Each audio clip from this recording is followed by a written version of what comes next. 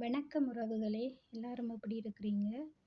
நான் இன்றைக்கு பொரிச்ச கத்தரிக்காயும், முட்டையும் சேர்த்து கறி செய்திருக்கிறேன். அதை எப்படி செய்திருக்கேன்ன்றது தான் காட்டப் போறேன். வாங்க எப்படி செய்யலாம் என்று பார்ப்போம். கத்தரிக்காய் பொரிச்சு எடுத்து வச்சிருக்கிறேன். முட்டை அவிச்சு எடுத்திருக்கிறேன். வெங்காயம், பச்சை மிளகாய், தக்காளி பழம் எல்லாம் நான் வெட்டி எடுத்து ரெடியாக வச்சிருக்கிறேன். இப்போ நாங்கள் செய்வோம். எண்ணெய் விட்டுருக்குறேன். தாய்ச்சில நல்லா சூடாயிட்டது. எண்ணெய் சூடாயின பிறகு கடுகு, சீரகம், வெந்தயம், கருவேப்பிலை சேர்த்துருக்குறேன். பொரியுது. அது பொரிஞ்ச பிறகு வெள்ளைப்பூடும் இஞ்சியும் சேர்த்துருக்குறேன். அதுவும் கொஞ்சம் பொரிய வேணும். அப்போ தான் கொஞ்சம் பச்சை வாசனை போகும். கொஞ்சம் பொரிச்ச பிறகு 2 கொஞ்சம் பொரிய விட்டுட்டு லேசாக வதங்கின பிறகு ஒரு 3-4 பச்சை மிளகாய் அதில் நான் சேர்க்குறேன். இந்த கறி நல்ல டேஸ்ட்டாக இருக்கும். அந்த தண்ணி தன்மை இல்லாமல் நல்ல திக்கான கறி. வெள்ளை சோறோடு சாப்பிடும்போது அந்த மாதிரி இருக்கும். 2 பீங்கான் சோறு சாப்பிடலாம். நல்ல டேஸ்ட்டு. பச்சை மிளகாயும் வதங்கின பிறகு லேசாக வெங்காயம், நான் 2 வெங்காயம் வெட்டி எடுத்துருக்கிறேன். வெங்காயம் கொஞ்சம் கூட போட்டால் நல்லா இருக்கும். இது பிரட்டல் கறி தானே, அப்போ டேஸ்ட்டாக இருக்கும். வெங்காயமும் வதங்கின பிறகு அப்படி ஒரு நிமிஷம் மூடி வச்சோம்னு சொன்னால் வெங்காயமும் வதங்கிடும். வெங்காயமும் நல்லா வதங்கிட்டது பாருங்கள். ப்ரௌன் கலரில் இருக்குது. அதுக்கு பிறகு நாங்கள் தக்காளி பழமும் அதில் சேர்த்துருக்கேன்.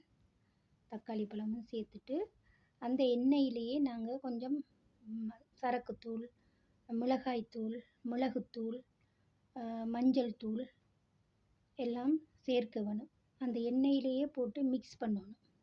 அந்த மிளகாய் தூள் எல்லாம் நல்லா எண்ணெயிலேயே மிக்ஸ் பண்ணும்போது தான் நல்லா இருக்கும். பாருங்கள், தக்காளி பழமெல்லாம் நல்லா மசிஞ்சு வந்துட்டுது. பார்க்கவும் ஒரு அழகாக இருக்குது.